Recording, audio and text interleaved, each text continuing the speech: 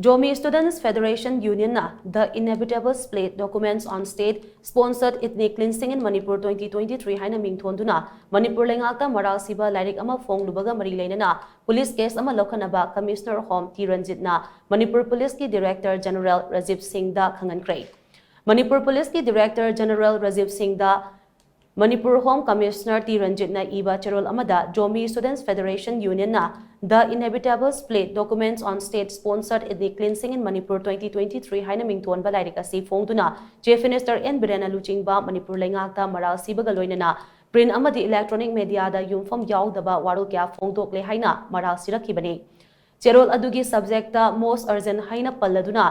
Home Commissioner na Police ki Chief da athuba matamda Jomi Mahairoi Loop asigi mathakta action lokhanaba amadi lairik asigi makhata ba copy sing namhandanaba khongthang lokhanaba khanganki. Panba yabadi lairik adugi ayi bagi mathakta FIR ama register tawbinaba thoksom punsiba kauba lawyer amana Police ki Chief Rajiv Singh da wakacherol ama thangalakpasu laikrabani. Pausina makhata na hai Lairik asida hokiba me ahumdagi Manipur da thokliba pamdaba thodok sing asigi maral pumba stat lengak amadi administration da sizili. Manipur da thokliba irang asigi matang da ngasi Supreme Court na petition hearing chathaduna lamdam asida tangdulai taba purak pahaibase lengaki mathoni haina fongdoki. Apex Court asida